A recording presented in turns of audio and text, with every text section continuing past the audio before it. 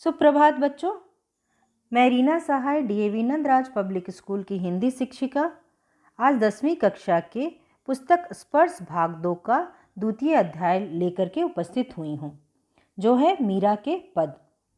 जैसा कि पहले वीडियो में हम लोगों ने मीराबाई के जीवन परिचय एवं उनके पदों का भावार्थ स्पष्ट किया था। पहले पद को हम लोगों ने उनका भावार्थ स्पष्ट किया था एवं दूसरे पद का यहाँ छठी लाइन सरसी तक का अर्थ हम लोगों ने स्पष्ट कर लिया था। आज हम लोगों को करना है मोर मुकुट पीतांबर सोहे गल वैजयंती माला। यहाँ से हम लोग करेंगे, तो ये ध्यान देंगे। मोर मुकुट पीतांबर सोहे गल वैजयंती माला, विंद्रावन में धेनु चरावे मोहन मुरली वाला। ऊंचा ऊंचा महल बनाव बिच बिच राखूं बारी, सांवरियारा दर्शन पास्यो पहर कुसुम्बी साड़ी।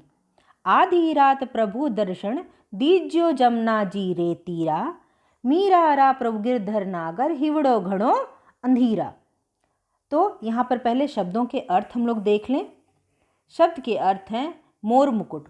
मोर पंखों के से मुकुट जो बना होता है उसे मोर मुकुट कहते हैं। दूसरा है हमारा पीतांबर, पीला वस्त्र। सोहे मतलब सुशोभित होना, शोभमान होना। गल मतलब गले में। वैजयंती, वैजयंती माला, वर्ण के फूलों से बनी हुई माला। धेनु, धेनु मतलब धेनु गाय। वणाव, बनाऊं, बीच बीच में, बीच बीच में। बारी मतलब फुलवारी या बगीचा। सांवरिया, सांवले कृष्ण को कहा गया है सांवरिया यहाँ। फिर है पहर, पहर मतलब पहनकर। कुसुम्बी मतलब लाल रंग की। दीज्यो, दिया या देना। तीरा मतलब किनारे या तट पर। नागर मतलब चतुर। हिवड़ो, हिवड़ो मतलब हृदय में, दिल में। घणो बहुत ज़्यादा या बहुत। अंधीरा मतलब अधीरता, जब बहुत अधीर हो जाता है तो अधीरा बोलते हैं उसको, अधीरा। बेचैन, व्याकुल, व्यग्रता, अधीरा। तो अब हम लोग सरल शब्दों में इसका अर्थ समझेंगे। तो यहाँ पर जो मीरा हैं वो उनके सौंदर्य का वर्णन करती हैं। सौंदर्य का क्या वर्णन कर रही हैं वो? कहती हैं मोर मुकुट पीतांबर सोहे। मोर मुकुट पीतांबर सोहे बोलती हैं श्री कृष्ण के सिर पर मोर जी के पंखों का मुकुट है और उनके शरीर पर पीले रंग का वस्त्र शोभ्यमान है, सुशोभित है। गल वैजयंती माला, और गले में वैजयंती माला मतलब वन के फूलों की माला। विंद्रावन में धेनु चरावे मोहन मुरली वाला। बोल रहे हैं विंद्रावन में, मैंने पहले ही बताया वृंदावन, वृंदावन में क्या कर रहे हैं वो? धेनु चरा रहे हैं, गाय चरा रहे हैं और मुरली बजा रहे हैं। मोहन भी यहाँ कृष्ण को ही कहा गया है, मोहन मुरली वाला। ऊंचा ऊंचा महल बनाओ बिच बिच राखूं बारी।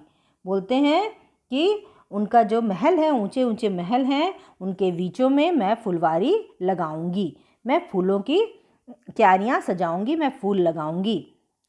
सांवरिया रा दर्शन पास्यूं पहर कुसुम्बी साड़ी। और मैं अपने सांवरिया का, अपने कृष्ण के, अपने आराध्य के, अपने भगवान का दर्शन, अपने ईश्वर का दर्शन करूंगी। क्या पहनकर? पहन कुसुम्बी साड़ी, मैं लाल रंग की साड़ी पहनकर अपने सांवरिया का दर्शन करूंगी। आधी रात प्रभु दर्शन दीज्यो जमुना जी रे तीरे। हे प्रभु, आधी रात में ही मुझे दर्शन दे दो। कहाँ पे? जमुना के तीर पे, जमुना के तीर पर। यहाँ पर बोलने का यह तात्पर्य है कि मैं इतनी व्याकुल हूँ मिलने के लिए कि मैं आपसे रात ही में ही मिल लेना चाहती हूँ, रात सुबह तक मुझसे इंतजार नहीं होगा। अंतिम वाला लाइन देखिए, मीरा रा प्रभु गिरधर नागर हिवड़ो घणो अधीरे। मीरा के कौन प्रभु हैं? जो गिरधर नागर हैं वो मीरा के प्रभु हैं और उसका दिल जो है, उसका हृदय अधीर हो रहा है। क्यों अधीर हो रहा है? कि वो कृष्ण से मिल ले, इसीलिए वो क्या कहती हैं कि आप आधे रात में ही दर्शन दे दो। कहाँ पे? जमुना के तीर पे, क्योंकि मेरा हृदय आपसे मिलने को अधीर हो रहा है, व्याकुल हो रहा है। इसलिए आप मुझसे रात्रि में ही, आधी रात्रि में ही आप मुझसे मिल लो। तो इसका हम लोग सप्रसंग कैसे व्याख्या करेंगे? मैंने पहले बताया है कि पहले तो लिखेंगे ये पंक्ति कहाँ से ली गई है, उसके बाद हम लोग उसका आशय स्पष्ट करेंगे। तो आशय किस तरह से करेंगे? श्री कृष्ण के रूप सौंदर्य का वर्णन करती हुई मीरा कहती है, मेरे प्रभु कृष्ण के माथे पर मोर पंखों का बना हुआ मुकुट सुशोभित है, तन पर पीले वस्त्र सुशोभित हैं, गले में वन फूलों की माला सुशोभित है।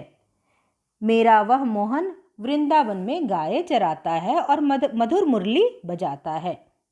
वृंदावन में मेरे प्रभु का बहुत ऊंचा महल है।